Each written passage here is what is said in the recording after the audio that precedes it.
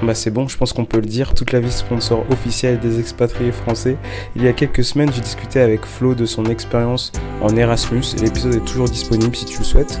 Et cette semaine, l'Espagne laisse place aux États-Unis et Alice nous raconte ses 2 années en tant que fille au pair. Si tu rêves de faire fille au pair ou garçon au pair, Alice te donne vraiment plein de conseils sur comment ça fonctionne et comment t'adapter au mieux. D'ailleurs, son Instagram est dans la description et elle sera super ravie de répondre à tes questions. Allez, c'est parti pour ce nouvel épisode. N'oublie pas de laisser un 5 étoiles sur ton application de podcast préférée ou t'abonner à YouTube si t'as aimé l'épisode. Et nous, on se retrouve dimanche prochain comme d'habitude. Allez, bon épisode. Oh là là, je l'ai oublié. Et je fais un gros bisou à William qui était à côté de nous pendant qu'on enregistrait pendant 1 heure. Il a été tellement courageux, même si t'écouteras jamais ce podcast vu que c'est en français et que tu parles anglais. Kiss, see you soon. Ok, ça enregistre. Mais essaye de mettre le micro, je reprends juste. Prêt ? Ouais. Bonsoir. Salut Alice, Salut Didier. ça va ? Ça va et toi ? Ouais, je suis très impressionné et j'avais très envie de te recevoir pour ce podcast. Bah, merci. Moi, je suis très excitée aussi parce que tu m'as demandé il y a un bail quand même. Ouais. On était en quoi, 2018 quand Ouais. tu m'as demandé ? On n'avait pas encore nos podcasts. Exactement, j'avais pas de podcast, t'avais pas de podcast, mais tu m'avais déjà demandé pour faire un podcast. Ouais, parce que je savais que ça allait être exceptionnel. Exactement. C'est évident. C'est évident. Exactement. Du coup, t'as un podcast ? On commence direct avec une pub. Vas-y, fais ta Et pub. oui, du coup, en fait, j'ai un podcast que Ça s'appelle comment ? j'ai créé avec une amie. Ouais. Et le podcast s'appelle le podcast d'Alice et Farah. Donc le nom est pas très original, mais le podcast l'est. Donc allez l'écouter. On parle de tous les sujets dont on a envie de parler avec beaucoup de fraîcheur. Donc voilà, allez écouter ça et vous m'en direz des nouvelles. N'hésitez pas à mettre un 5 étoiles sur Apple Podcast, 5 à le étoiles. partager. Petit commentaire, ça nous fait plaisir de vous lire. Voilà. Du coup, Alice, je te reçois parce que t'as fait fille au pair aux États-Unis Oui, pendant combien de temps ? pendant 2 ans. 2 ans ? De juillet 2017 à juillet 2019. Ok. Et qu'est-ce qui t'a donné envie de partir ? Alors, c'est la première question, c'est ça ? Ouais. Alors, pourquoi je suis partie ? Alors, pour la petite histoire, je venais de finir mon BTS. Enfin, j'avais même pas encore fini mon BTS. J'étais en 2e année de BTS. Et je me posais beaucoup de questions quant à l'avenir. Parce que j'étais en BTS photographie. Et en gros, avec un BTS photographie, soit tu es photographe, soit tu fais rien, quoi. Sauf que le problème, c'est que je me sentais pas vraiment prête à me lancer sur le marché du travail, quoi. J'étais encore jeune, etc. Et partir à l'étranger et apprendre une nouvelle langue, c'est toujours quelque chose qui m'a attirée. Du coup, je me suis dit pourquoi pas faire ça. Et je pense que c'était le bon moment parce que il y avait plein de choses qui allaient pas trop dans ma vie à ce moment-là. J'en avais marre de la ville dans laquelle j'habitais. J'avais besoin d'indépendance par rapport à mes parents, ma famille, etc. Et donc, je pense que c'était le bon moment de prendre mon envol. Et t'as pas eu peur de partir toute seule c'est... Si, bien sûr, j'avais peur, mais je pense que la partie d'excitation a pris complètement le dessus sur la peur. Ok. Et j'étais juste en mode, ouais, je suis en train de faire un truc fou, mais ça va être génial et ça va changer ma vie. Du coup, faut vraiment que je le fasse, quoi. Ouais. Et t'avais déjà eu cette idée avant ? Enfin, je veux dire, c'est pas un truc qui t'est venu d'un coup Non, en fait, ma mère m'en avait déjà parlé. Ma mère a jamais fait fille au père, mais elle a des amis qui l'avaient fait. Ouais. Et du coup, quand j'étais petite et que je regardais des reportages à la télé sur des gens qui habitaient ou qui partaient à l'étranger, j'étais toujours là, mais c'est génial, maman, tu te rends compte, il y a des gens qui font ça. Et c'est J'irai vrai que... dormir chez vous ? Non, c'est pas ça ? Je sais plus, des émissions, tu vois, peu importe. Et mais bon, quand j'avais 8 ans, tu vois, c'était pas trop le moment pour moi de partir toute seule avec mon sac à dos. Bien sûr. Et du coup, j'ai toujours eu cette idée dans la tête. Ouais, dans la tête, vu que ma mère m'en avait déjà parlé, donc je savais que ça existait. Et puis, quand je suis arrivée en dernière année de BTS, je me suis dit, je pense que c'est le bon moment parce que j'arrive à la fin d'un cycle qui était mon BTS, la photo. Et au début d'un autre, du coup, je pense que c'est le bon moment pour sauter dans le train et partir. Ok. Donc tu te dis, ok, j'ai envie de partir, j'ai envie de changer un peu mon environnement, ma vie, etc. Ouais, puis, tu sais, je savais pas trop quoi faire, donc ça se présentait vraiment comme le bon moment. Comment tu t'es débrouillé ? Faut trouver une association, une entreprise ? Alors, déjà, la première chose à faire quand vous êtes décidé à partir au pair, c'est de choisir dans quel pays vous voulez aller. Parce que selon le pays que tu choisis, en fait, ça va pas être les mêmes règles, ça va pas être les mêmes comment ça s'appelle ? Ah, les mêmes lois ? Non ? Pas les mêmes lois, mais ça va pas être le même déroulement, les mêmes procédures, voilà. Ça va pas être les mêmes procédures pour partir. Du coup, surtout pour les États-Unis. Donc moi, je me suis rendu compte assez tôt que je voulais aller aux États-Unis parce que je voulais apprendre l'anglais. Donc déjà, Je pensais aux États-Unis, à l'Australie, à l'Angleterre. Ensuite, l'Angleterre, je l'ai vite mis de côté parce que je me suis dit que c'était pas trop loin de chez moi, donc je pourrais y aller quand je voulais, quoi. Et je voulais vraiment changer, tu vois. Je voulais vraiment partir loin de ma famille, pas rentrer une fois par mois, tu vois. Et donc il y avait aussi l'Australie, mais l'Australie, je me suis dit... L'Australie, j'étais pas fascinée par le pays. J'avais un peu peur des bêtes qu'il y avait, etc. Les kangourous, t'avais peur des kangourous? Non, mais les araignées, les serpents et tout, j'avais peur, moi. Du coup, puis même, tu sais, quand tu grandis, tu vois les films américains, Ouais, tu High vois School les Musical. garçons américains, Ouais, ok. High School Musical, les grosses voitures, New York, machin. J'étais là, non, mais vas-y, il faut que je fasse ça, quoi. C'est un truc à faire une fois. Donc je me suis décidée sur les États-Unis. Et une fois que j'avais décidé ça, tout est devenu plus simple en fait, parce que pour les États-Unis, tu es obligé de partir avec une agence. Donc j'ai tout simplement cherché les agences. J'ai fait une liste d'agences que j'ai trouvées sur Google. Il doit y en avoir, je sais pas, 7 ou 8. Et après, je me suis inscrite dans des groupes sur Facebook pour demander aux au pairs quelles agences étaient les mieux, etc. Et au final, elles se valent toutes plus ou moins, quoi. Mais j'ai décidé de choisir l'agence qui était la plus chère, avec le plus de familles. Et avec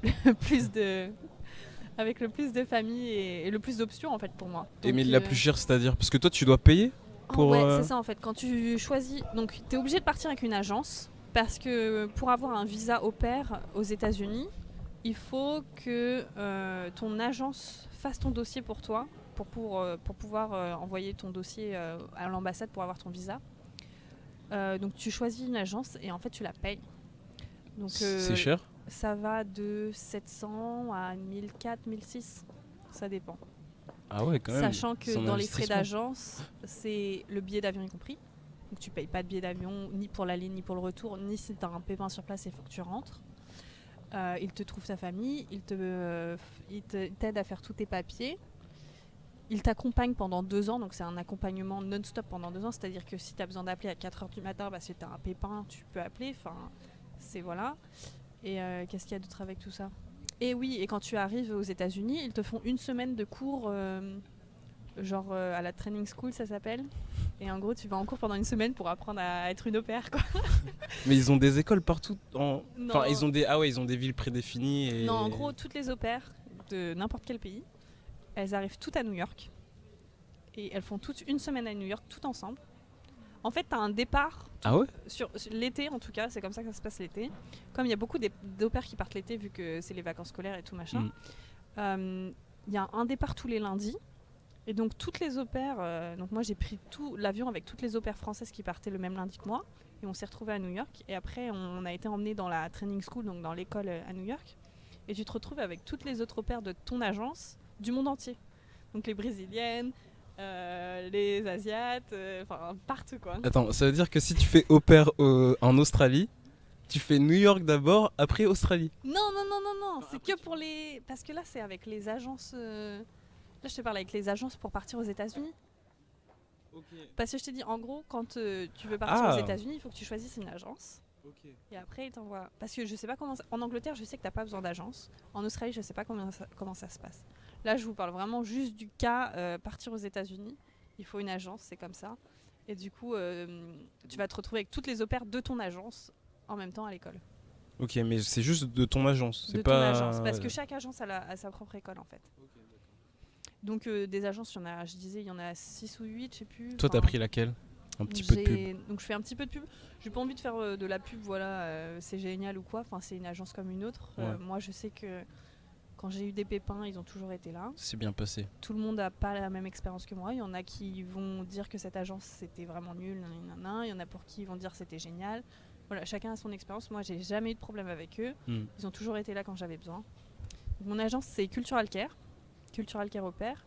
Je pense que c'est une des plus anciennes agences d'au pair parce qu'ils ont le plus grand nombre d'au pair en fait, et de familles sur leur site internet. Et c'est pour ça que je les ai choisis parce qu'ils avaient l'air très sérieux. Et tout le monde disait sur les réseaux sociaux que c'était eux qui avaient le plus de familles et qui faisaient partir le plus d'au pair tous les ans. Du coup, je me suis dit, c'est sûr, ça va aller. Et aussi, je regardais beaucoup de vidéos sur YouTube d'au pair. Et c'était tout dans cette agence-là, du coup je me suis dit, Allons-y. ça a l'air sûr quoi. Ok. Et c'était plus cher, mais... C'était combien J'ai payé 1460 € je crois. Et ouais, c'était la plus chère ou l'une des plus chères, mais puis le fait de payer aussi autant d'argent, du coup t'es vraiment engagé, et moi j'avais l'impression qu'il y avait un gage de qualité derrière. Du coup ça me rassurait quelque part. Donc voilà, ça c'était pour l'agence. Et donc tu postules à l'agence. Donc c'est ça, en Ils font gros, une sélection en fait dès que tu vas sur leur site, tu vas avoir plein de liens qui vont pop-up, tu vois, en mode vous voulez devenir au pair, si ça, venez à nos réunions d'information. Et en fait à partir du moment où tu laisses tes informations sur le site, Ils t'harcèlent. ils t'appellent. Mais vraiment, hein. Parce que moi, le jour où je me suis inscrite, c'était à la rentrée de ma deuxième année de BTS. Donc on était en septembre. Autant te dire que je pensais pas encore à partir au pair. Donc je me suis inscrite juste comme ça pour aller à la réunion d'information, tu sais, pour voir, quoi, pour m'intéresser, etc. Et le jour d'après ou 2 jours après, j'avais un appel. On me demandait, oui, on a vu que vous étiez intéressé par la réunion, nanana. Ils ont commencé à m'envoyer des emails et donc il y en a, ils vont dire que c'est du harcèlement, mais moi je trouve que ça m'a vachement aidé parce que du coup le fait d'avoir directement un suivi, tu sais, j'étais vraiment plongée dedans quoi. Il y avait plus de retour en arrière. Je m'étais engagée, tu vois. Et donc il m'appelait assez souvent. Enfin il y avait vraiment un suivi, tu vois. Et je sentais que j'étais pas toute seule, tu vois. Genre j'étais plus toute seule dans l'aventure. J'avais des gens qui étaient derrière moi, qui m'aidaient et qui me soutenaient. Donc tu commences à faire ça. Tu vas à la réunion d'information qui est obligatoire. Pour que tu aies vraiment toutes les informations, que tu ne te fasses pas de fausses idées sur le travail d'au pair. À l'issue de cette réunion d'information, tu passes un petit test d'anglais. Donc honnêtement, le test d'anglais, il est inratable parce que vu le niveau que j'avais, je sais toujours pas comment j'ai fait pour le réussir. Et en gros, vous parlez juste pendant 10 minutes avec une ex-au pair ou quelqu'un qui parle anglais, quoi, qui travaille pour l'agence. Elle vous pose, je sais pas, 5 questions, c'est des questions basiques, genre sur la vie d'au pair. Par exemple, je me rappelle une des questions, c'était si un jour il neige, qu'est-ce que vous avez comme activité pour les enfants, quoi. Donc après tu réponds en anglais et tout. Donc voilà, c'est vraiment bateau. Donc tu fais la réunion, tu vas à la réunion d'information et ensuite ils te proposent de commencer à compléter ton dossier.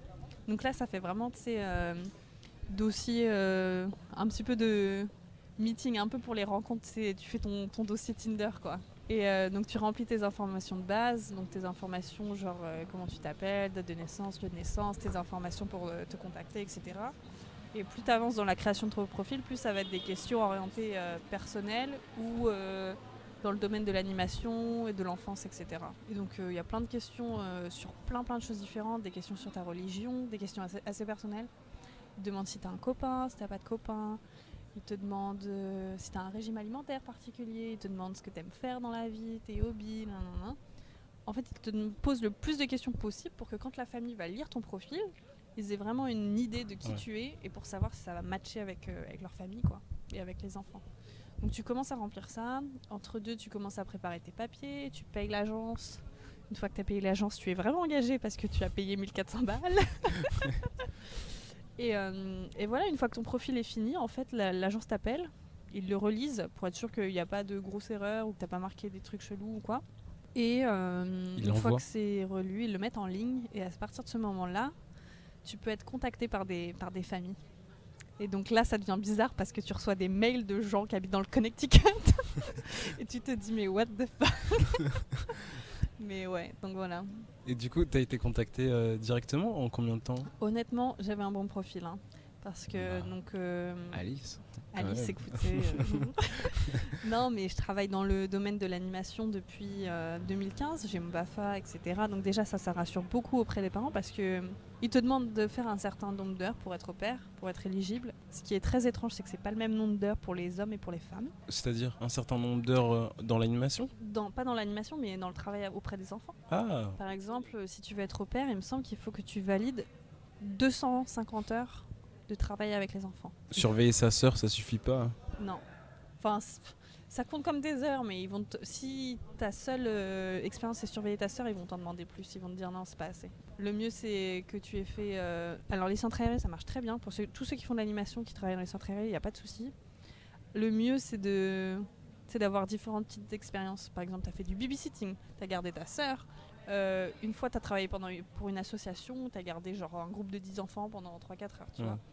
Empiler ça, c'est pas mal. Il vérifie ou tu peux mytho un peu? En gros, il te demande que ton patron, pour chaque expérience, remplisse une fiche. Waouh. Donc, par exemple, tous les gens avec qui j'ai fait du babysitting, j'aurais demandé de remplir une fiche en français que après j'ai traduit en anglais.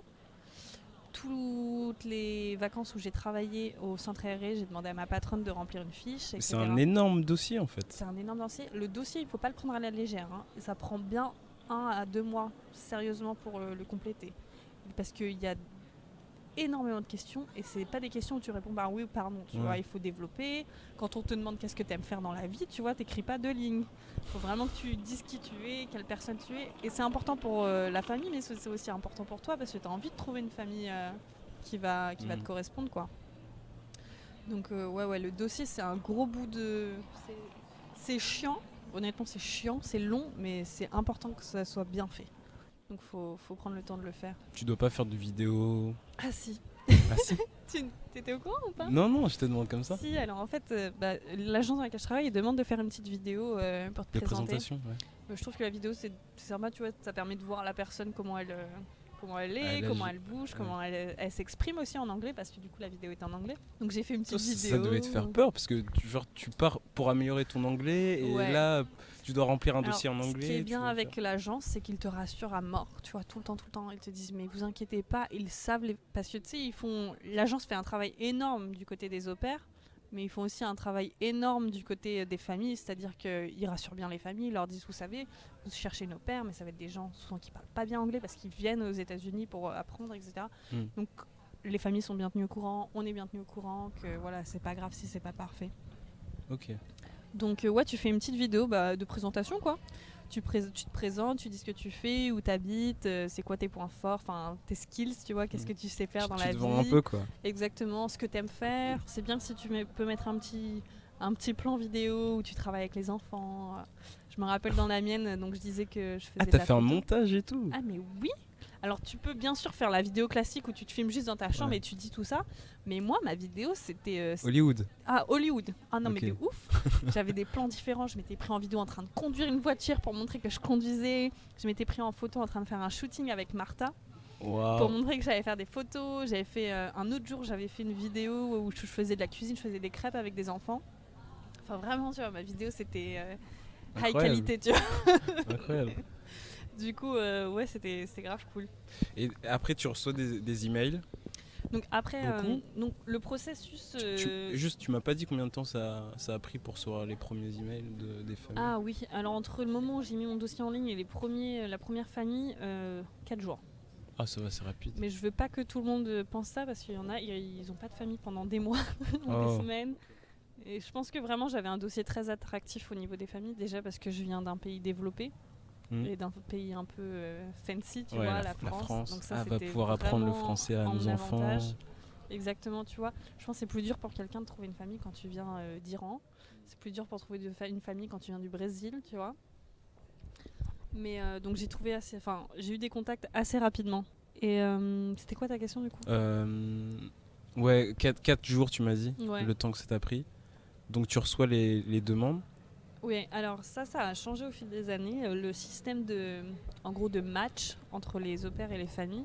Au début, comment ça se passait? Je réfléchis. Alors moi, quand je cherchais ma famille pour ma première année, ce qui se passait en gros, c'est que seulement les familles cherchaient pour les au-pairs.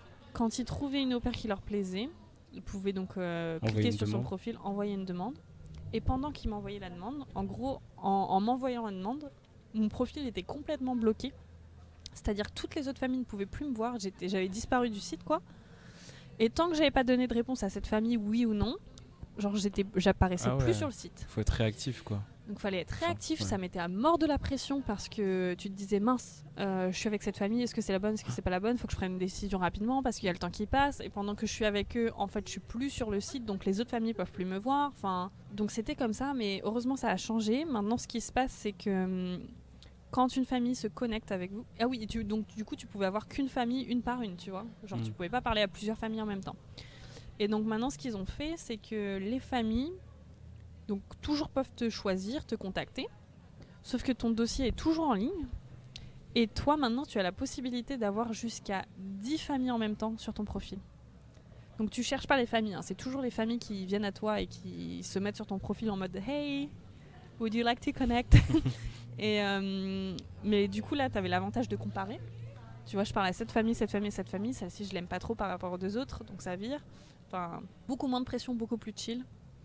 Après, il y a les familles qui, du coup, se plaignaient un peu parce que, comme les au pairs avaient plus de choix, soit ils mettaient plus de temps pour choisir, soit tu pensais que ça allait le faire, en fait, ça le faisait pas parce qu'ils avaient trouvé une autre famille entre deux qui leur plaisait plus. Donc, je sais pas si ça va changer, mais moi, je trouve que ce système est beaucoup plus égalitaire et c'est mieux pour les au pairs. Donc, tu réponds à la demande de ta famille. Toi, t'es partie où la première fois ? Je suis partie à Philadelphie. Philadelphie, c'était la 5e famille à me contacter. Et avant cette famille-là, j'avais fait qu'un Skype avec une autre famille. C'est-à-dire que les autres, j'avais juste lu leur profil et j'avais dit non. Ça t'intéressait pas ? Okay. Direct. J'avais eu une famille au milieu de nulle part.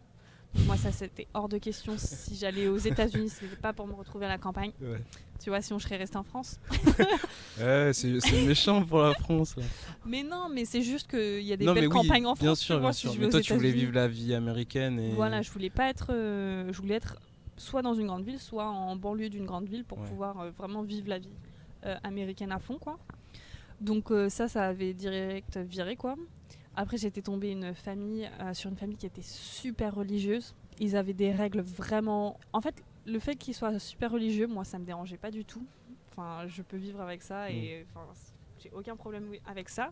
Mais le fait qu'ils imposent des règles, c'est vraiment... Ils avaient des règles super étranges. Au père, fallait qu'elle soit rentrée tous les soirs à 8h30. Enfin...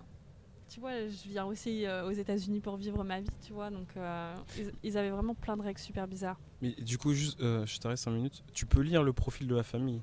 Ouais, en gros, dès que tu reçois connecté, une demande, tu peux lire le profil. Tu lis tout leur profil. Le profil que toi, tu t'es emmerdé à remplir pendant 3 mois, en fait, eux, ils ont fait la même chose de leur côté. Du coup, ils lisent ton profil, ils regardent ta vidéo, ils t'ajoutent, toi, tu lis leur profil. Si tu les aimes bien, petit Skype, petit mail d'abord. Ensuite, petit Skype. Si le premier Skype se passe bien, tu peux continuer de Skyper avec eux. 2, 3, 4 fois. Autant de fois que tu veux avant de prendre une décision, en fait.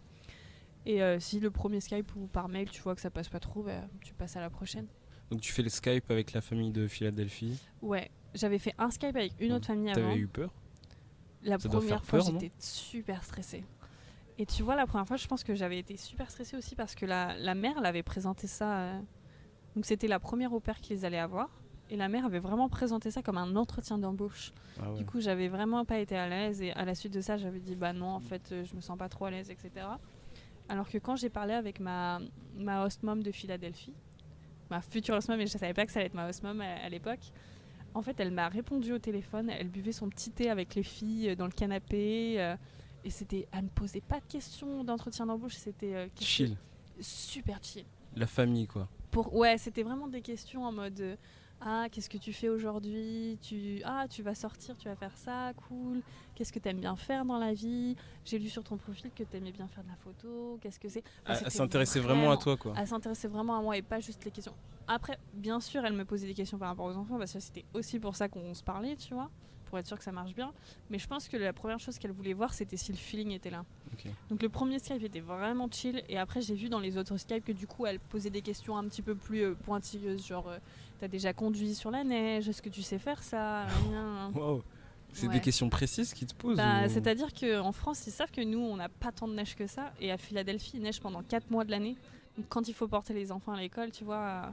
Enfin, c'est vrai qu'on n'y pense pas, mais t'as déjà conduit sur la neige, toi ? Non. Bah non. Voilà. Et est-ce toi ? que tu saurais conduire sur la neige ? Bah moi, oui, du coup, là, t'apte. j'ai de l'expérience. Et juste, attends, j'avais une question à te poser, mais je sais plus. Attends. Bon, c'est pas grave, si ma question revient, je te la poserai. Tu me couperas. Du coup, ça se passe super bien. Tu fais plusieurs Skype avec elle. Ouais. Ah oui, voilà, j'ai retrouvé ma question. Ok, ma question c'était est-ce que tu peux faire fille au père si tu sais pas conduire ? Ah non. Impossible. Il n'y a pas beaucoup de critères pour faire fille au père, mais le peu qu'il y a, il faut absolument les respecter, sinon c'est mort. Le premier critère, c'est avoir entre 18 et 27 ans, il me semble. Il ne faut pas avoir d'enfants. On n'y pense pas souvent, mais c'est important. Parce que c'est mort, vous pouvez pas ramener votre bébé en tant qu'au pair, ça ne fonctionne pas. Hein. Il y en a qui ont déjà essayé. Il faut avoir le permis de conduire impérativement. Et même si la famille te demande pas de conduire, il faut l'avoir. Ok. Il faut l'avoir. Moi, j'avais une copine qui était dans une famille où elle conduisait pas. Elle avait pas besoin de conduire, mais elle devait quand même avoir le permis parce que c'est la règle de l'agence. Et si jamais tu décides d'étendre ou si jamais tu dois rematcher, tu sais pas sur quelle sera la prochaine famille, il faut impérativement que tu aies ton permis de conduire, quoi. Il y a quoi d'autre comme condition ? Il faut avoir un casier judiciaire vide. Il faut avoir le bac ou un équivalent. Donc ça, je trouve ça un peu débile, mais bon, peu importe, quoi. Qu'est-ce qu'il y a d'autre ? Enfin, ça, c'est les critères principaux, quoi. Et puis, il faut valider 200 heures de garde d'enfants. Tu dis oui à la famille de Philadelphie. Je dis oui à la famille de Philadelphie après 2-3 semaines de Skype. Donc ça, c'était en janvier. Là, j'imagine, t'appuies sur le bouton, ou je sais pas, t'envoies le mail, t'es tout excité, tu dis ouais, je vais à Philadelphie. Ouais, tu commences à regarder sur Google Maps, si t'as pas déjà regardé avant. Moi, dès que je voyais où est-ce que la famille elle habitait, j'allais les voir direct sur Google Maps. Hein. Okay. Non, et du coup, ils habitaient en banlieue de Philadelphie. Petite banlieue très tranquille, c'est banlieue familiale. C'est des familles riches en général, non ?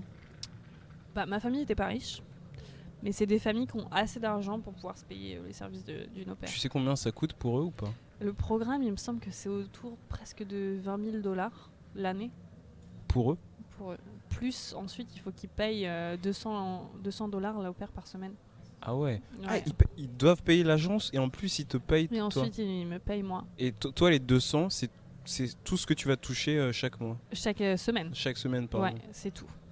Et il n'y a pas des familles qui payent plus que d'autres Alors non, parce que... c'est réglementé. On rentre dans un sujet un peu costaud là. Excuse-moi. C'est-à-dire que les l'argent, agences c'est d'au pair, important. ça fait 5 ans qu'ils sont en procès avec des associations d'au pair qui se sont révoltées parce qu'en fait, dans les lois officielles, la famille a le droit de payer ce qu'elle veut à l'au pair. C'est-à-dire que le minimum, c'est 195 $195 et 75 centimes. Donc ça, c'est le minimum. Toutes les au pairs doivent être payées ça.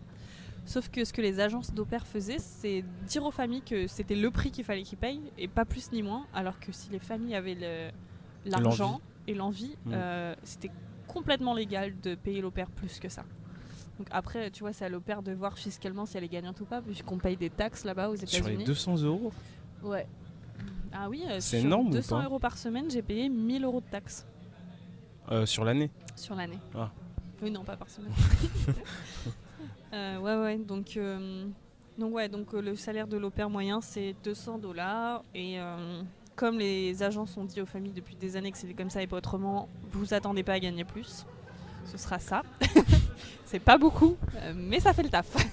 On peut pas mettre la daronne à l'abri en faisant Non. fille au pair. Non, tu mets pas la daronne à l'abri, tu dépenses le moindre centime et tu t'éclates, quoi. Mais tu vis bien avec 200 €. Oui, ça va. Tu vis bien dans la mesure où t'es nourri, logé, blanchi, quoi.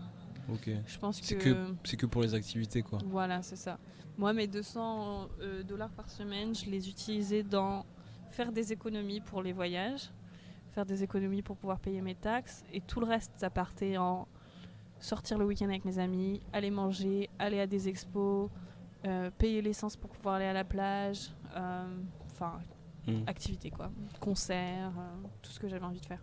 Du coup, t'arrives là-bas, t'es bien accueilli, j'imagine, tout se passe très bien. C'était des filles, non ? 3 petites filles. 3 petites filles. Quel âge, à peu près ? 3, 6, 9. 3, 6, 9. Et comment ça se passe une journée type en tant qu'au pair ? Alors, les journées type d'au pair, ça se passe différemment selon la famille dans laquelle t'es. Ouais. J'ai eu 2 expériences, moi, dans 2 familles différentes, et les 2 journées type étaient complètement différentes. C'est-à-dire que dans la première famille, je travaillais donc 45 heures par semaine, ce qui est le maximum. Et donc, je commençais tous les jours à 7 heures. Donc, je me réveillais. Souvent, les petites étaient réveillées avant moi, et c'est elles qui venaient me réveiller. Alice. Exactement. Donc, depuis 6h15, elles sont derrière ma porte, elles attendent qu'une chose, c'est que je sois là pour leur faire à manger. Donc ce qui se passe, c'est qu'une fois que j'ai pris ma douche, mes petites choses à faire perso, je descendais avec les filles, je leur faisais, si elles n'étaient pas réveillées, je les réveillais. Je leur faisais le petit-déj. Ensuite, je les préparais pour l'école, c'est-à-dire démêler les cheveux, les aider à choisir leurs habits, les aider à mettre les chaussures, le cartable, t'as pas oublié ci, t'as pas oublié ça. Vraiment comme une maman comme ou une un maman. papa. Mais vous allez voir, la vie d'au-pair, c'est être une maman à plein temps en fait. Ok. Donc ensuite, je les ai emmenés une par une à l'école. La grande, elle allait à l'école toute la journée, donc de 8h le matin jusqu'à 15h, 15h30 l'après-midi. Par contre, les deux petites, elles étaient à ce qu'on appelle la preschool et le kindergarten. Du coup, elles allaient à l'école que le matin. Donc en fait, ce qui se passait, c'est qu'une fois que je les avais déposées, j'avais que 2 heures vraiment De libre. de libre devant moi avant de devoir aller les rechercher. Donc certains jours, ma host mom me laissait ces 2 heures libres, donc j'allais au sport ou vaguer à mes activités. Et parfois, elle me les comptait comme des heures travaillées pour que j'ai du temps pour pouvoir faire les lessives, des choses comme ça. Ce qui est cool parce que quand tu es toute la journée à la maison avec les enfants, parfois tu n'as pas le temps pour faire leur lessive ou ranger leur chambre, etc. Mais comment ça te compter les heures comme En gros, soit te laisser libre, elle disait ouais, tu fais ce que tu veux mais t'es pas payé. Ou soit à me compter comme des heures de travail et du coup j'étais payée. Sur les 200 €.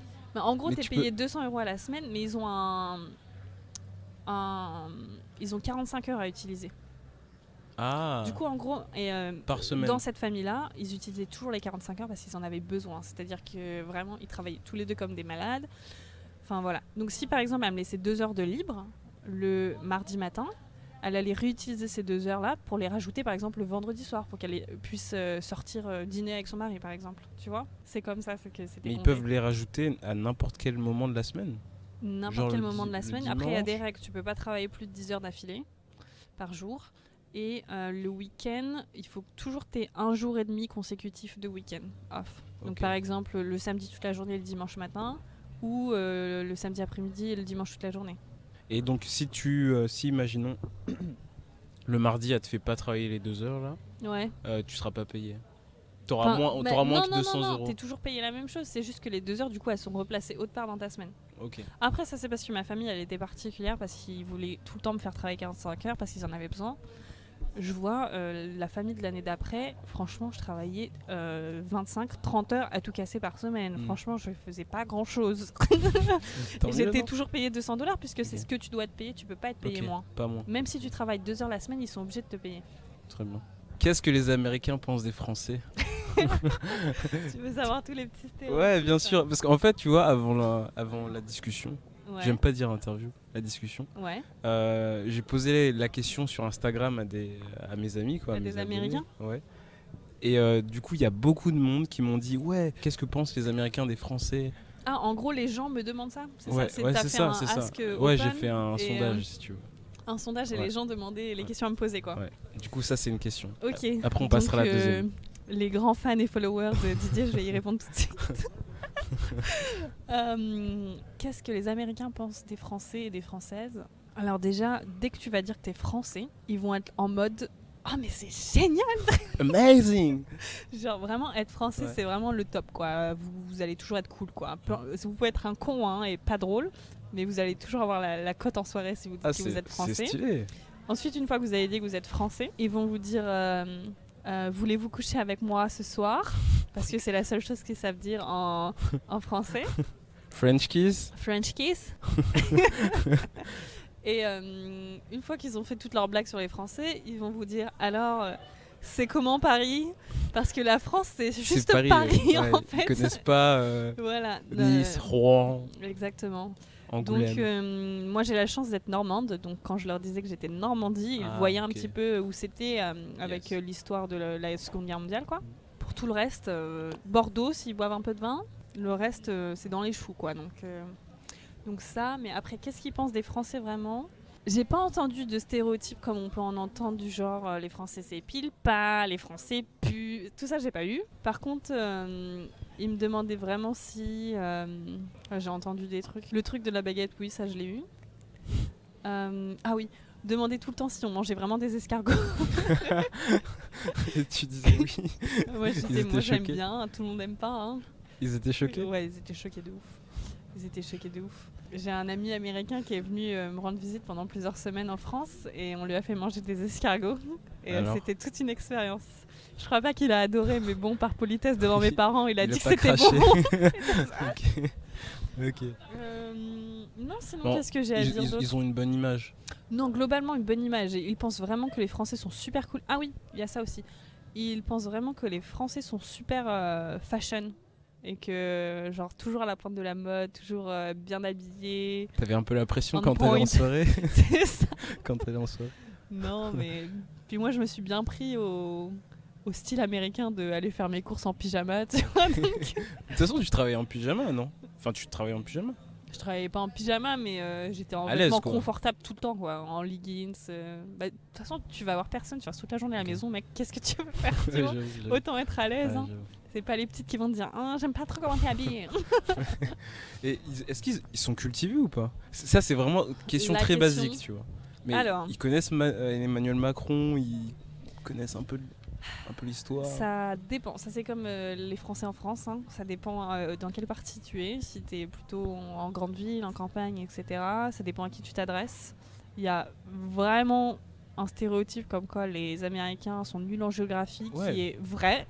Ah, c'est vraiment vrai. C'est vraiment- C'est pas faux les vidéos. Enfin, je sais pas si tu vois des interviews d'Américains et Ouais, tout. j'ai déjà Ils leur vu. posent des questions et ils Et connaissent ils ont vraiment pas du mal. Non, grand-chose. non, c'est vrai. Désolé aux Américains qui nous Non, écoutent. Mais... la géographie, c'est pas leur fort. ok. Après, j'ai rencontré des gens qui arrivaient à me placer quelques pays d'Europe correctement sur la carte et tout. Après, tu vois, il y en a, ils savent pas que l'Europe, c'est pas un pays, mais que c'est un continent. Comme l'Afrique. Il y en a qui savent pas que le Maroc, c'est en Afrique. Et que tous les pays maghrébins, bah, en fait, c'est en Afrique. Et que les gens ne sont pas noirs au Maghreb. Non, j'ai entendu des trucs assez Ok. fous quand même. Hein. Enfin, bref. Mais ouais, la géographie, c'est pas leur fort. Mais après, ils sont très calés sur leur propre pays. Tout ce qui est culture et éducation et tout ce qui est en fait centré sur eux, ils sont très très forts. Ils connaissent tous les états de leur putain de pays.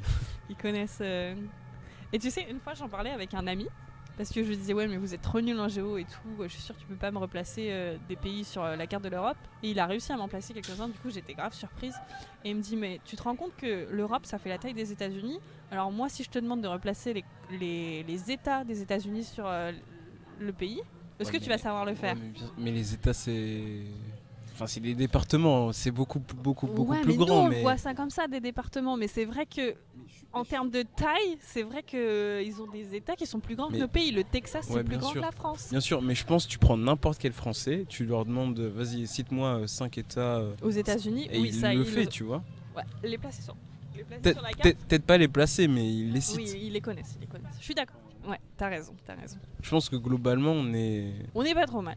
Non, mais puis même, je trouve que les pays en Europe en général, comme on côtoie, enfin, on est tous des petits pays qui vivent ensemble, quoi. Et du coup, on est très ouverts les uns sur les autres et sur le monde à l'extérieur. Et eux, ils sont tellement grands qu'en fait, ils ont déjà trop de soucis Ouais. rien qu'à l'intérieur de leur pays, tu vois. C'est genre. chiant d'être premier partout. C'est ça. Et ils se concentrent beaucoup sur eux-mêmes, mais ouais. Ils connaissaient Emmanuel Macron? Pas tous, mais j'ai rencontré beaucoup de personnes qui venaient me voir et qui me disaient alors, Emmanuel Macron, les gilets jaunes. Ah ouais. Putain, les gilets jaunes. Ah oui, c'est ça aussi. Quand t'es français aux États-Unis pendant les gilets jaunes, c'est quelque chose. Tout le monde venait me voir quand je leur disais. Alors que j'étais Alice, français. t'es pas venue avec ton gilet aujourd'hui? Alors, les yellow jackets.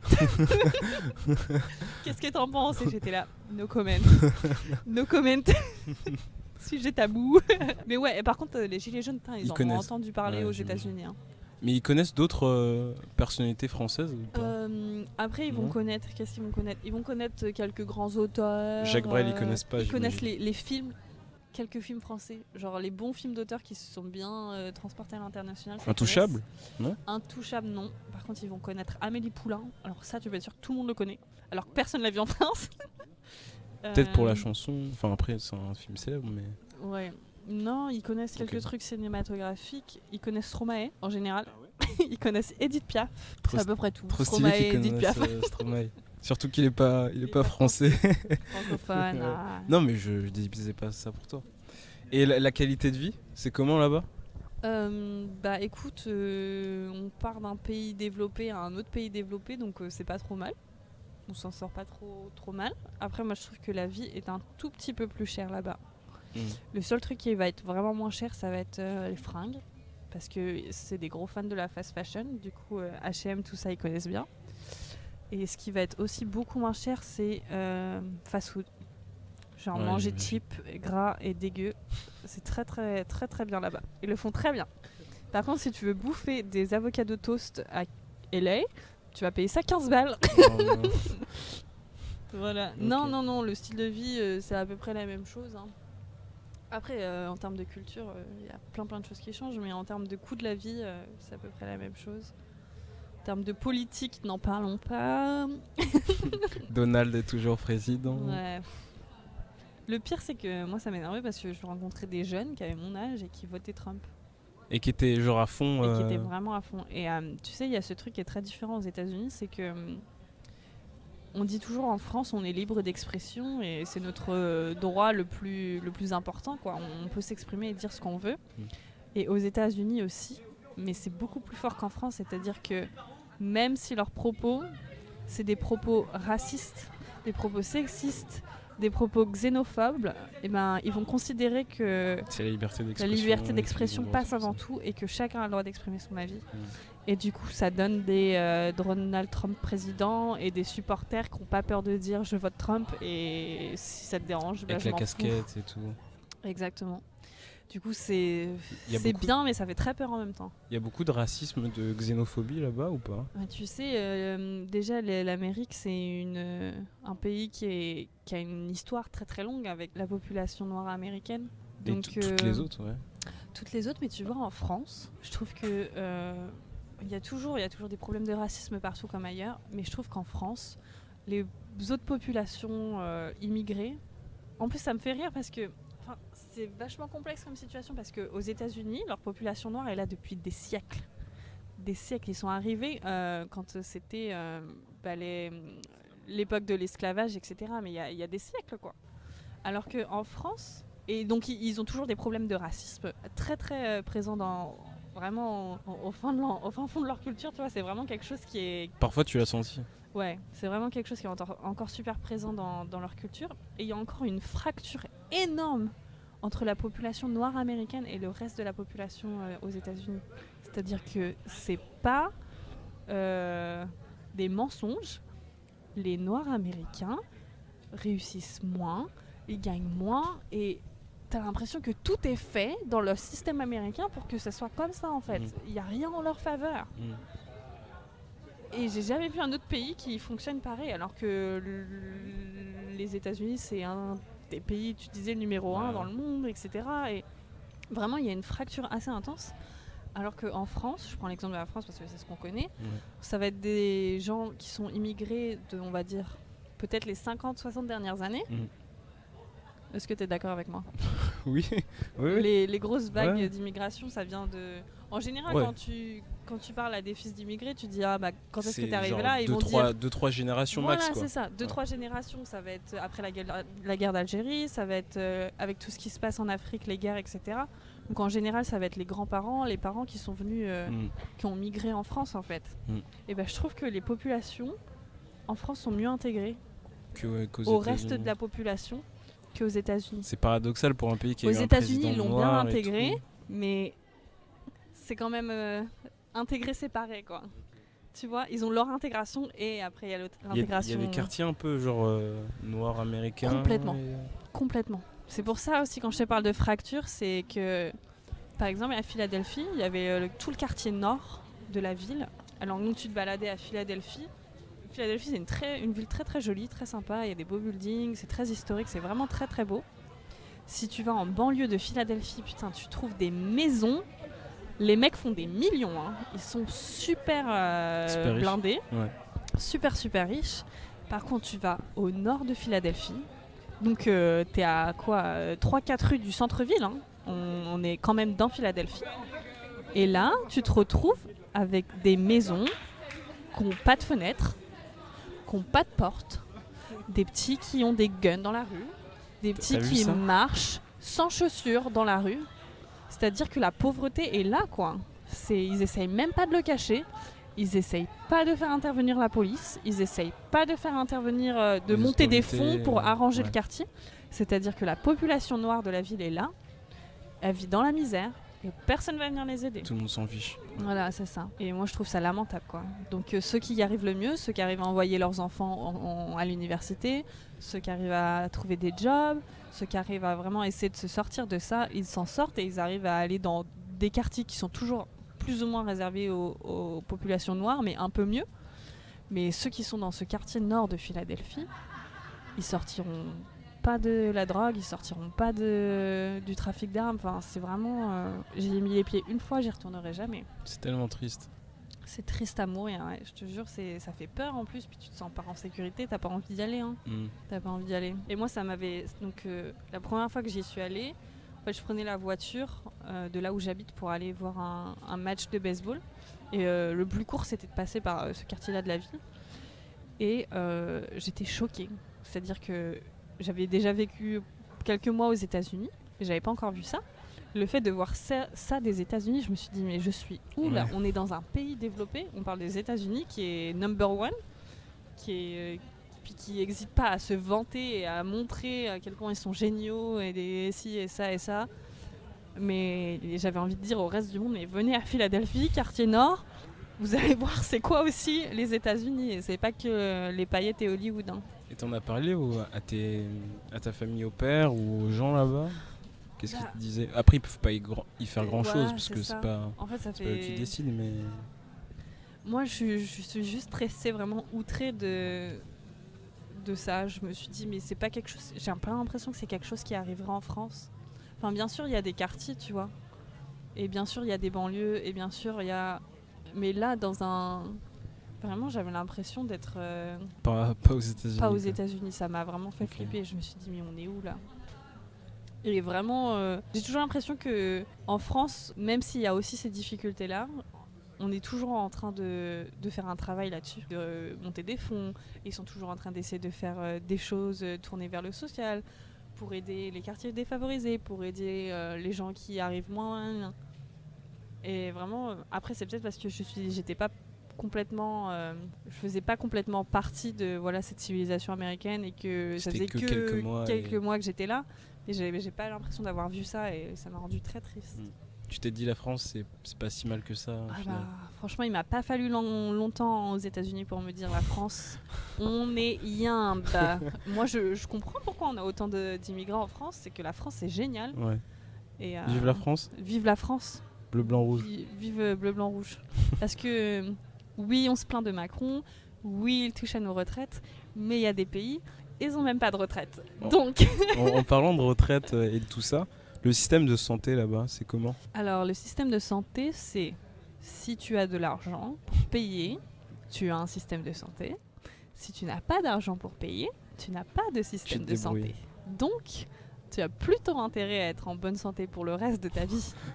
Ta famille avait un système de santé, aucun problème. tout ça. Ouais. Ils étaient super bien assurés. De toute façon, tu as plutôt intérêt à faire attention à ça quand tu signes ton contrat, d'être super bien assuré sur tout. Parce qu'un bras cassé, une journée à l'hôpital, tu t'en sors pour $20 000. Hein. Wow. Donc, et toi, en tant que fille au père, moi, c'était complètement différent parce que comme je passais avec une agence, j'avais payé, je sais pas, peut-être 500 balles pour toute l'année et j'étais couvert pour tout, quoi. En plus des 1400 du départ Non, c'était inclus. Donc ouais, j'étais couvert pour toute l'année et pour n'importe quoi. Pour n'importe quoi. Après, tout ce qui est dentiste, lunettes, etc., je suis pas sûre. J'ai jamais regardé le détail parce que j'ai jamais eu... Franchement, j'ai eu trop de chance. Tu ne lis pas les petites lignes dans les contrats, Alice ? Et non. je ne fais pas partie de ces gens. Ouais, du coup, tu as eu trop de chance. J'ai eu beaucoup de chance, je suis tombée malade genre 2 fois. Et donc j'ai été juste 2 fois au docteur. Et par contre, il y a un truc trop bizarre aux États-Unis, c'est que même si tu es assuré, peu importe combien tu payes ton assurance, peu importe quel docteur tu vas voir, il faudra toujours que tu payes 35 balles. Genre, tu sais, en France, on a un système de remboursement complet, total. Tu payes 0. Là-bas, n'importe quel docteur que tu vas voir, il faudra toujours que tu payes de ta poche.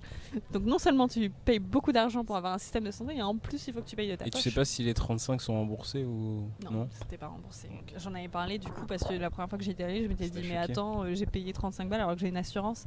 Et ma host mom m'avait dit ah non, c'est normal, ça tout le monde paye. J'étais là, d'accord. 35 €, c'est quand même beaucoup. Hein. Bah oui, je trouve aussi. Mais bon. J'avais pris les sous de ma petite tirelire de $200 par mois et puis j'étais allée me faire soigner. Que veux-tu? Du coup, ça faisait un peu moins d'argent pour les sorties. Et ouais, bah du coup, j'ai pas mangé de glace ce week-end. Et comment tu faisais pour trouver des amis en parlant de glace et d'amis et de Alors, sorties? ça c'est un truc qui fait très peur du coup quand tu commences à être au pair, c'est que tu te dis ok j'ai une famille trop bien, mais maintenant comment je me socialise en fait et comment je rencontre des gens. La première chose que tu vas faire, c'est tu vas aller à ton premier meeting avec... En France? Non, en fait quand tu arrives aux États-Unis. Après la formation? Ouais, après la formation, selon le quartier, la ville dans laquelle tu es, tu vas avoir ce qu'on appelle une LCC. En gros, une LCC, c'est un monsieur ou une dame qui va être ta référente tout au long de l'année. Donc, si tu as le moindre problème, c'est elle que tu vas voir. Par exemple, si tu as un problème avec ta famille, si tu as un problème d'assurance, si tu as un problème... Peu importe, c'est à elle que tu te réfères. Et en gros, cette LCC-là, du coup, elle s'occupe de toutes les au pairs qui sont dans ton quartier, dans ta ville. Je parle plus de quartier parce que quand tu es à Philadelphie, il y a tellement d'au pairs que... Ils passent par quartier plutôt que par la ville. Et par exemple, moi, je sais pas, donc ma LCC, elle s'occupait de 30 au pairs. Du coup, une fois par mois, elle organise un meeting. Donc ça peut être une soirée au bowling, ça peut être un après-midi chez elle autour de la piscine, ça peut être aller faire une hike, un après-midi chez elle autour de la piscine. Ouais, j'ai fait ça. Mon premier meeting aux États-Unis, c'était chez ma LCC, elle avait une piscine. Et elle a dit, vous venez tous avec un truc à manger, c'est pool party. Wow. Mais attends, elle fait un autre truc dans la vie. Elle est pas que LCC. Bah, tu savais pas? Elle était que LCC, mais son mari avait l'air très très riche. Très bien, ok. Donc je pense qu'elle pouvait juste faire LCC, ça suffisait largement. Donc c'est différents meetings tous les mois, quoi. À Halloween, il y en a plein. Pendant le mois d'octobre, il y en a plein qui font genre, c'est des maisons d'horreur, des trucs qui font peur. À Noël, tu vas aller faire du du patin à glace, enfin plein de trucs à thème, quoi. Et puis toi aussi tu peux proposer pour faire des trucs, match de baseball, etc. Et donc pendant ces meetings, bah, tu te retrouves avec tous les au pairs, comme ils sont obligatoires, faut que tu y ailles, tu te retrouves avec tous les au pairs de ton quartier. Donc c'est génial parce que tu rencontres des gens qui habitent à côté de chez toi et qui font le même travail que toi, souvent les mêmes horaires, et avec qui du coup tu peux partager tout, quoi. Tu peux te faire des potes et tout. Donc tu peux te plaindre des enfants qui te saoulent et puis ils comprennent parce qu'ils font le même truc que toi. Et ce qui est très cool, c'est que du coup, c'est des gens de partout dans le monde. C'est pas que des Français ou quoi. Je crois que tu t'es fait des super amis là-bas. Moi, ma toute première copine, elle s'appelait Paulina, c'était une Polonaise. Ensuite, j'ai rencontré Sarahi, qui est mexicaine. J'ai rencontré Marie, qui était française. Laurine, qui était française. J'ai rencontré Priscilla, qui est des Pays-Bas. Enfin, tu rencontres plein de monde. On leur fait des bisous. On leur fait des bisous. C'était que des filles. Il y avait plus de filles que de garçons, j'imagine. Il y avait beaucoup plus de filles que de garçons. La première année, je me suis fait un copain garçon, mais on se voyait pas souvent. On se voyait souvent quand on allait aux mêmes soirées. Enfin, de toute façon, en règle générale, moi, j'ai toujours été plus à traîner avec des filles. Ouais, mais je veux dire etc. dans le... Mais ouais, dans le groupe d'au pair, c'est 95% de filles. Wow. Partout. Ouais. D'ailleurs, dans la deuxième ville dans laquelle j'étais, il y avait pas de garçons dans mon groupe. Pas du tout. Pas du tout, c'était vraiment exclusivement des filles.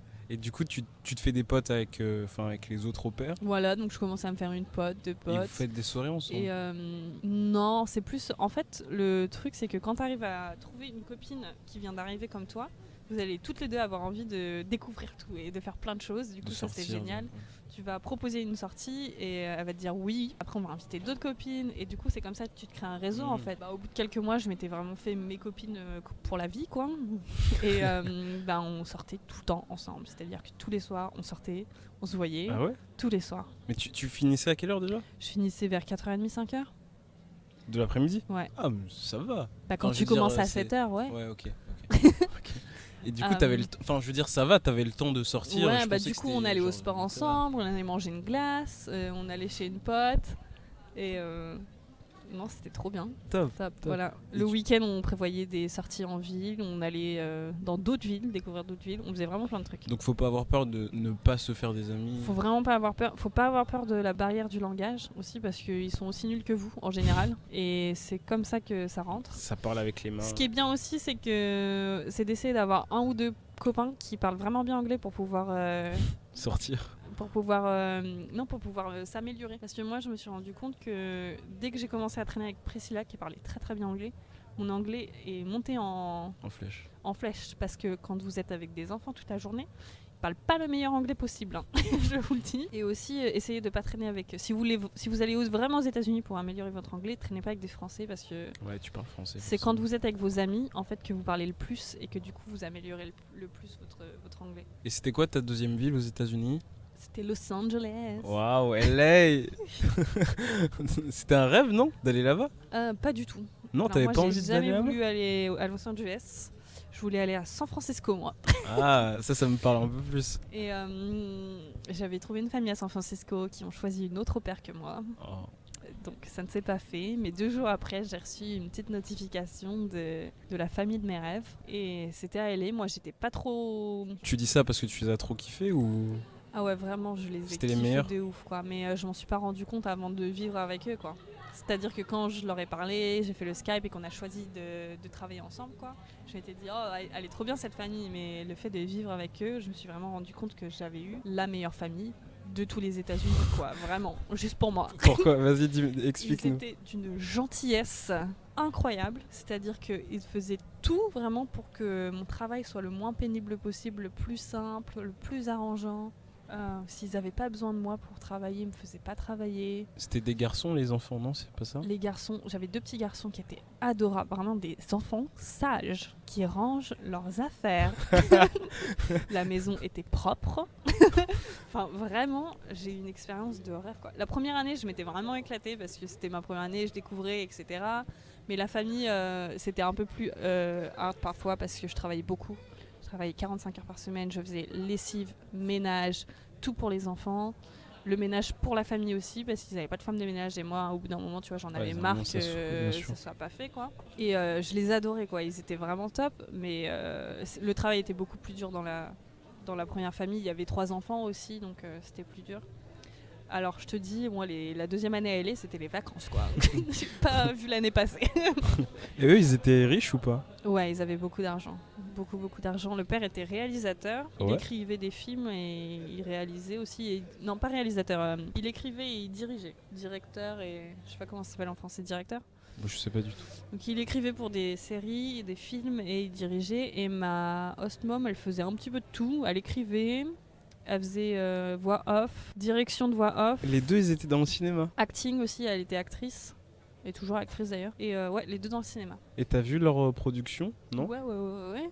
D'ailleurs, ma host mom, elle a un Golden Globe chez elle. Arrête. Si, je te jure. C'est elle qui l'a gagné? Ouais. Mais elle est connue alors. Bah, elle est pas connue, mais c'était en genre 2008, je sais pas. Elle a gagné le Golden Globe de meilleur second rôle, meilleure actrice pour un second rôle dans une série drame Oh, aux États-Unis. incroyable. Il y a sa petite vidéo sur YouTube si vous voulez aller avoir son Golden Globe. Non, c'est pas un Golden Globe, je te raconte n'importe quoi. C'est pas un Emmy Award. Comment ça s'appelle le truc avec le globe là? Je sais pas du tout. Elle a un truc qui brille. J'ai un pote qui kiffe le cinéma qui s'appelle Louis. Ouais. On a fait un épisode ensemble la semaine dernière, je crois. Mhm. Donc, peut-être que si Louis, tu passes par là, tu pourras nous dire c'est quoi Ouais, le je sais trophée plus. avec Soit une c'est un boule. Emmy Award, soit c'est un Golden Globe. C'est genre un ange avec des ailes, un globe comme ça. Un ange avec des. Je sais ailes, pas. ok. Bref, elle Mais a ça à la maison. c'était très stylé quoi. C'était très stylé. Et ce qui est drôle, c'est que du coup, je savais pas. Et le premier jour où je suis arrivée chez eux, en fait, l'ancien au-pair était encore dans la chambre d'au-pair. Du coup, j'ai dormi dans le bureau. Et c'est dans le bureau qu'elle a le truc. Et genre, je me suis installée, je me suis posée dans mon lit parce que j'étais claquée. Et là, j'ai regardé le truc et je me suis dit, ah, attends. C'est pas un truc genre un César ce truc là, un Oscar, un truc comme ça. Et du coup après j'ai commencé à stalker ma host mom sur Sur les réseaux. sur les réseaux et j'ai trouvé tout ce qu'elle faisait et j'étais là waouh. Ok. Impressionnant. En gros, elle a joué dans une série américaine, un peu type Les Feux de l'amour, vous voyez, mais vraiment un truc plus connu que Les Feux de l'amour aux États-Unis, Ah mais ouais qui est pas connu à l'international bizarrement. Ça s'appelle Non, ça s'appelle All My Children, je crois. Est-ce que c'est ça? Moi je sais pas, moi ça me dit. Bref, et a joué, je crois qu'elle a joué Vanessa. le premier personnage homosexuel dans une série, dans une soap opéra, En 2008. dans les années 2000 quoi. Ouais, Et bah, son nom c'était Bianca si vous voulez. Bianca dans la série si vous voulez regarder. Elle va avoir 2 followers de plus qui correspondent aux deux gens qui nous écoutent. Ouais. Et mon host dad a aussi joué dans des films super connus. Il a joué dans. Est-ce que tu connais The Cube? Non. C'est un film un peu science-fiction, un peu mi-horreur, thriller. Et en gros, c'est des gens qui sont bloqués dans un cube super bizarre. Et le cube bouge. C'est un truc de science-fiction. Hein. Le cube bouge et tu peux passer dans le cube, en fait, il y a plusieurs salles. Et en gros, il faut essayer d'identifier le mécanisme du cube pour essayer d'en sortir. C'est comme un labyrinthe, en fait. C'est un. Et dans chaque salle, il y a un truc qui peut te tuer. Et donc ils vont de salle en salle et parfois il y a rien et parfois le truc commence à se rétrécir ou alors y a un truc qui va te tuer dedans et tout. C'est comme Saw, quoi. C'est comme ça, sauf que ça n'est pas horreur. Ça faisait pas trop peur, tu vois. Ça va, je l'ai regardé, c'était tranquille. Et c'était un film. C'était un film. Ok. Et Moazdad a l'un des premiers rôles dedans. Si ce Trop n'est le stylé. premier rôle, puisque c'est grâce à lui que tout le monde s'en sort. Vous le savez Et maintenant. voilà, j'ai spoilé tout le film. Mais du coup, t'arrives et tout. Ça devait être dur de quitter Philadelphie. T'avais des amis. C'était dur, mais en même temps, après 1 an à travailler comme une dingue, moi j'en pouvais plus. Ouais, mais je veux dire, pour tes amis, tout ça. Oui, bah oui. Mais après, mes amis, ils prévoyaient aussi d'étendre dans des villes différentes, etc. Enfin, on avait tous nos projets, donc j'étais triste. Et je savais pas que c'était une fin en soi. Enfin, je savais que c'était pas une fin en soi, tu vois. Je savais que j'allais continuer de les voir, etc. Avec, j'ai continué de voir mes amis après. On a fait des voyages ensemble. Et là, ça fait 2 ans qu'on s'est rencontrés, 2 ans et demi même. Et on se voit, on se parle encore, on Ok, se top. encore régulièrement au téléphone. Il y en a une qui habite pas loin d'Amsterdam, donc c'est pas très loin si je vais aller la voir. Ok, Ça va. génial. Donc t'arrives à LA. LA, Ouais. LA, c'est très différent de Philadelphie ou pas? Ah bah complètement. Déjà c'est la Californie, donc t'arrives, il y a des palmiers partout, il fait 30 degrés. Non, LA c'est très cool et assez compliqué à gérer en même temps. C'est-à-dire que c'est une ville super cool voilà, il fait super beau, il y a des palmiers, il y a la plage, les gens sont en tongs dehors, tout le monde est super relax. Tu vois, parce que c'est vraiment une ville très relax, bobo, on mange vegan. Ah, il y avait des restos véganes là. Mais la LA, c'est la capitale de la Véganerie. véganerie et du végétarianisme. Vraiment. Après, ce qui est compliqué à gérer à LA, c'est que c'est une ville très chère. C'est tellement grand que c'est compliqué pour se déplacer. Surtout si t'as pas de voiture, c'est mort, tu vas nulle part. Très très cher, compliqué de se déplacer. Et le fait que ça soit très grand et compliqué de se déplacer, parfois c'est dur de se socialiser là-bas. Tu peux vite te trouver mis à Dépourvu. part, au dépourvu. Donc ça, faut faire attention. Et aussi, il y a un truc qui m'énerve un peu à LA, c'est que comme c'est LA, les paillettes et Hollywood, parfois tu peux tomber sur des gens qui vont être faux ou des gens qui vont pas faire les bonnes choses pour Tu l'as senti ça, tu l'as vraiment senti. Ou tu vas rencontrer juste des personnes un peu creuses quoi, où ils vont te parler de tout ce qu'ils font qui est génial et tout, et en fait quand tu essaies de pousser un peu la discussion plus loin quoi, il y a pas grand chose derrière, c'est un peu dommage quoi. Mais ouais, du coup c'est vrai que c'est une ville qui est aussi très orientée sur l'apparence, sur ce que tu fais dans la vie, combien tu gagnes, enfin voilà, il y a toute cette industrie là qui touche la ville. Et tu participais à des soirées avec ta famille? Genre des fois ils pouvaient t'inviter à, je sais pas, aller de manger ouf. chez Ils une m'invitaient. amie ou... Après, moi j'étais très indépendante et ils l'ont vu assez rapidement, donc parfois ils continuaient d'inviter, mais ils savaient souvent que j'allais pas venir Ok, ils te particulièrement. laissaient gérer. Ils me laissaient gérer. Ouais, à chaque fois qu'il y avait un brunch ou quoi, ils m'invitaient toujours. Après, il y avait aussi les événements où vraiment c'était que eux quatre, tu vois, et ils m'invitaient pas, et il y avait pas de souci avec ça, enfin je comprends parfaitement, tu vois. J'ai pas toujours être là non plus. Mais quand ils m'invitaient et que je pouvais venir, ça leur faisait plaisir, moi aussi, donc c'était cool. Tu te déplaçais comment Voiture. Même pour tes trajets personnels? Ouais. Ils te prêtaient leur voiture? Ouais. En fait, les deux trop familles cool. dans lesquelles j'étais, il y avait 3 voitures. Donc Pour il deux y en parents. avait toujours une pour l'au pair. C'est incroyable. Ce qui n'arrive pas toujours, hein. Demandez bien ça à votre famille quand vous faites les interviews. Ça arrive pas toujours. 3 voitures pour 2 parents. Bah, les 2 parents et l'au pair. Ah ok. Genre, il y a une voiture pour l'au pair. Ah, spécifiquement. Oui. Parce que chaque année, ils continuent à faire ça et... Bah ouais, en général, les familles qui ont des au pairs, c'est des gens qui sont dans le programme pour plusieurs années. C'est-à-dire qu'ils commencent à avoir une au pair quand ils ont leurs premiers enfants en bas âge. Et ils les ont jusqu'à ce qu'ils en aient plus besoin, quoi. Et là, ma famille, honnêtement, la famille de LA, ils ont pas besoin d'une au pair. Ils gardent juste une au pair parce que les petits apprennent le français, ils vont dans une école française. Et aussi parce qu'ils aiment bien avoir une au pair à la maison. Genre, ils Un aiment peu de bien, compagnie. ils quoi. aiment bien la compagnie. Mais honnêtement, franchement, si tu pousses vraiment, Pourquoi ils avaient femme de ménage? ils avaient femme de ménage. Pas cuisinier quand même Ils ont pas. tous les deux leur emploi du temps ajustable comme bon leur semble. Ouais. Parce qu'ils sont à leur compte, ils ont leurs propres entreprises. Les petits vont à l'école toute la journée. Enfin, franchement, si vraiment ils voulaient faire des économies, ils n'avaient pas besoin de faire. C'est juste que vraiment, ils n'ont pas. Ouais, voilà, c'est par plaisir. par Et confort. ça faisait plusieurs années qu'ils étaient dans le programme, depuis que les petits étaient tout bébés, quoi. Du coup, ils ont juste l'habitude d'avoir quelqu'un et ils aiment bien. Et les petits, ils aiment bien avoir quelqu'un à la maison aussi, de différents, tu sais, comme une grande sœur, etc. Je me rappelle d'une photo d'un des petits avec son maillot de la France. Ouais. Je sais pas si c'était 2 étoiles ou pas. Ouais, il y avait Mais les 2 c'était étoiles. marrant. Il était trop content. Il était là, oh mon dieu, il y a les 2 étoiles. Il était trop content. Ok, trop cool. Du coup, on arrive un peu à la fin de Ouais. discussion. Bah, Est-ce que toi, tu ferais au pair en France? si j'avais pas été française, Ouais. pourquoi pas? Je sais pas si j'avais été américaine, dans quel pays je me serais tentée. Peut-être qu'en Ok. étant américaine, je me serais dit, ah, j'ai pas besoin d'apprendre une autre langue, je vais aller en Australie. Et Mais- avoir une au pair en tant que maman et. Enfin, en tant que Franchement, famille, quoi. 1000 fois oui. Ouais. Si je suis une maman au foyer, enfin si je suis une maman qui travaille toute seule, que j'ai besoin d'aide et que j'ai les moyens, je me tournerai 100% vers une au pair parce que c'est une expérience super. C'est pas juste ta nanny quoi, elle vit avec toi, elle t'aide, enfin, tu peux discuter avec elle, les enfants s'attachent à elle comme une sœur en fait. Et elle est beaucoup plus présente dans l'éducation des enfants. Je pense que si tu as la bonne expérience avec la bonne personne, Toi, tu oui, prendrais une au 100%. pair.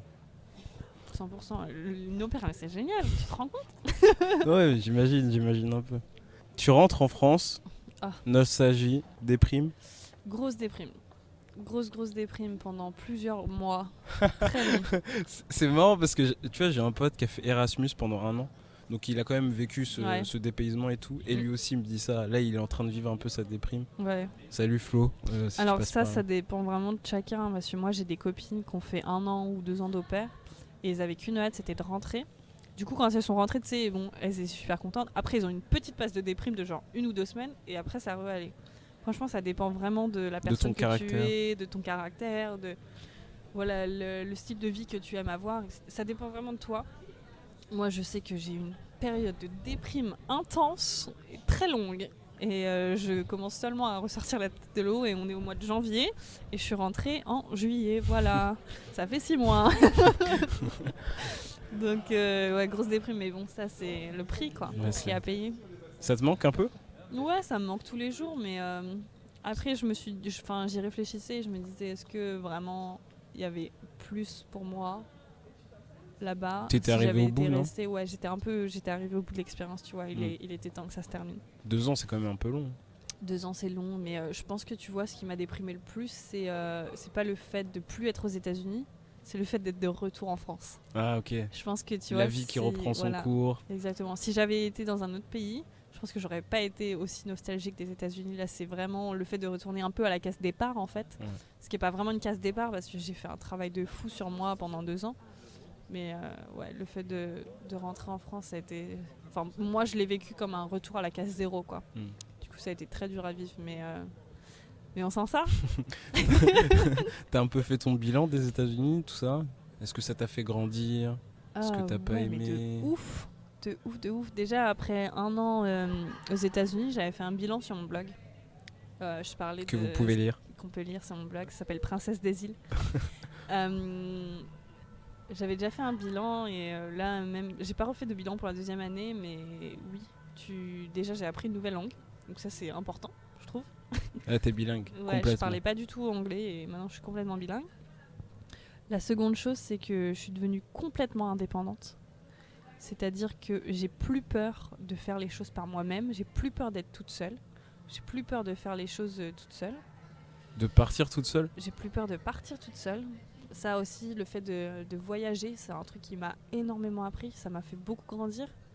Parce que tu voyages toute seule ou pas, mais tu rencontres des nouvelles personnes. Oui, le fait aussi d'avoir plein d'amis au pair qui viennent de plein de pays différents, ça t'ouvre mais complètement, quoi. Mhm. Quand j'ai rencontré mon amie brésilienne, mais je me suis pris une claque.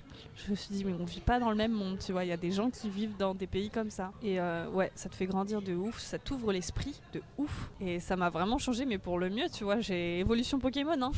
Je suis devenue un super Pikachu. Raichu. Ouais, c'est ça. Non, franchement, je conseille cette expérience à 1000% à tous ceux qui ont envie de le faire. Foncez, arrêtez de vous poser des questions, parce qu'on n'a qu'une vie. On n'a qu'une vie. On n'a pas toute la vie. On n'a pas toute la vie, exactement. Ah, cette conclusion. Ça finit bien. Hein. Ah ouais, de Est-ce ouf. que t'as un dernier mot à dire à nos Euh, auditeurs ou à nos auditeurs ou aux Bah, gens qui non. aimeraient faire fille Bah, au pair? juste ce que je viens de dire, c'est-à-dire que foncez, préparez bien votre dossier, choisissez bien votre famille. Ça, c'est la famille, c'est ce qui fait 99% de votre expérience. Ouais. Ne choisissez pas par rapport à la ville. Après, choisissez quand même en fonction de votre style de vie. Moi, je sais que j'aurais pas pu vivre à la campagne, donc je cherchais dans des grandes villes, mais je cherchais pas une ville en particulier. Il faut vraiment que vous choisissez votre famille, vous choisissez l'endroit où vous allez aller par rapport à la famille et pas l'inverse. Et vraiment, le choix de la famille, c'est le plus important, quoi. Si vous choisissez pas la bonne famille, votre expérience sera pas la même. Donc, ça, c'est le plus important. Et une fois que vous êtes sûr, foncez et profitez. Voilà. Ok. Bah merci beaucoup Alice. Merci à toi. Ça m'a fait super plaisir. Moi aussi, ça m'a fait plaisir. Après, j'avais un peu l'impression de te dire des choses que je t'avais déjà dit. Quand même, j'ai appris des trucs, j'ai appris plein de trucs. Ouais. Et je pense que les gens qui nous ont écoutés aussi. Ouais, ça c'est sûr, ils vont kiffer, mais j'ai l'impression... Tu sais, à chaque fois que je dis que j'ai été au père, tout le monde me pose des questions. Du coup, cette histoire, j'ai l'impression de l'avoir déjà racontée 50 fois. Mais ça me fait plaisir, j'adore en parler. Okay. C'est 2 années qui ont été super dans ma vie. Du coup, je pourrais en parler sans arrêt. Bah, tu sais, maintenant qu'on a le podcast, tu peux juste envoyer la vidéo YouTube ou... Exactement. Attends, arrête de me parler, je t'envoie le lien. Tu regardes ça. Ça fait 1h13 là qu'on discute, donc vas-y, écoute ça ce soir Exactement. Et on parlera d'autres choses. Ouais. Non, en vrai, j'aimerais bien faire un épisode sur mon podcast avec Farah là-dessus. Mais c'est vrai que le sujet de l'au pair, il y a tellement de choses à couvrir, surtout quand t'as été au pair toi-même. Parce que là, on n'a couvert qu'une partie, mais je pourrais encore parler sur plein de choses, tu vois. Ouais. Mais ouais, c'est très long, quoi. Vous écouterez peut-être un épisode sur peut-être que ça. Je ferai toutes les questions qu'on n'a pas fait sur ce podcast, je les ferai peut-être sur l'autre. Ok, on fait ça. J'espère que je serai invité un jour d'ailleurs. Bah oui, non mais bien sûr. Ok, bientôt. On fait ça. Merci beaucoup Alice. Merci à toi. Allez, Didier. à la prochaine. À plus. Bisous. Oh, one day, when the war is won, we will be sure.